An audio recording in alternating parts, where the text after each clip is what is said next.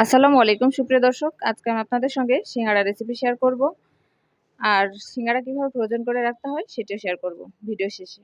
তো এখানে আমি সিঙ্গাড়া বানানোর জন্য একটি কড়াইতে তেল দিয়ে তেজপাতা, পেঁয়াজ, দারচিনি, এলাচ দিয়ে কিছুক্ষণ ভেজে নেব। এরপরে দিয়ে দিলাম কাঁচামরিচ কুচি, স্বাদ মতো লবণ, হলুদের গুঁড়ো, মরিচের গুঁড়ো, ধনে গুঁড়ো এবং জিরে গুঁড়ো। আর দিয়ে দিচ্ছি ফ্রোজেন মটরশুঁটি। ভালোভাবে নাড়াচাড়া করে নিয়ে দিয়ে দিলাম আদা রসুন বাটা। এটা কিছুক্ষণ কষিয়ে নেব। কষিয়ে নেবার পরে দিয়ে দিলাম সামান্য একটু চিনি। ভালোভাবে কষানো হয়ে গেলে দিয়ে দেব কেটে ধুয়ে রাখা আলু।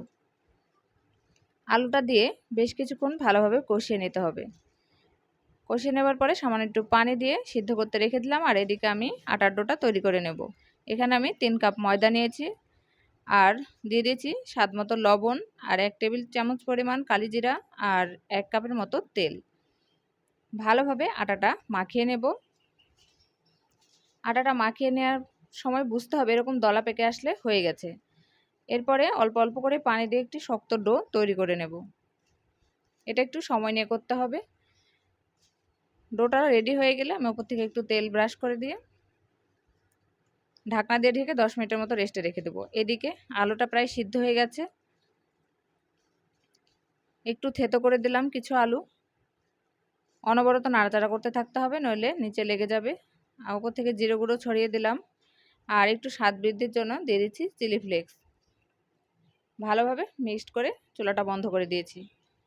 এবারে সিঙ্গাড়া তৈরির প্রসেস। আটাটা ভালোভাবে মথে নিয়ে ছোট ছোট করে কেটে নিয়ে লম্বা রুটির মতো বেলে নিলাম।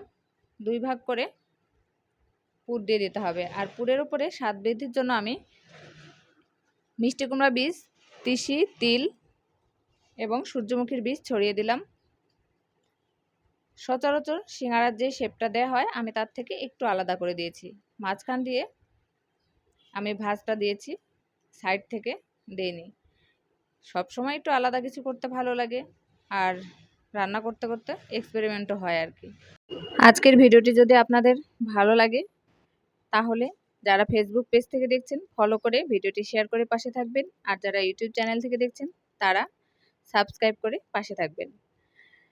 তো সিঙ্গাড়াগুলো আমার ভাজা হয়ে গেছে।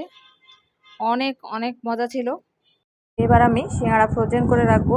এ কারণে আমি একটি প্লেটে সিঙ্গাড়া ডিপ ফ্রিজে রেখে দিয়েছিলাম 15-20 মিনিটের মতো। এরপরে প্লেট থেকে উঠে একটি জিপলক ব্যাগে করে রেখে দিয়েছিলাম। যখন যখন খাবো তখন ভেজে নিলেই হয়ে যাবে। তো সবাই ভালো থাকবেন, সুস্থ থাকবেন। আল্লাহ হাফেজ।